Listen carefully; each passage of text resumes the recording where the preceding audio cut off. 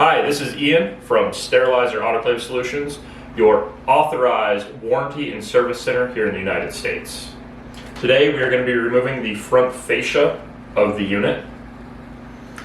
The door has already been removed in one of our previous videos, as well as the top cover.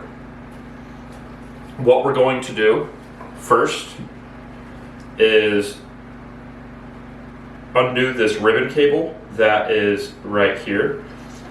On these, there's a little black tab that you can pull up.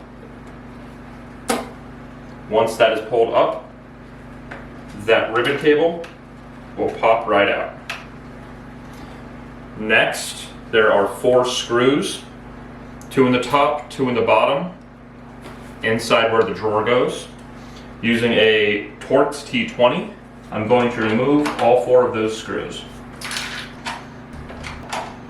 Once all 4 of those screws are removed, we can slide the fascia forward.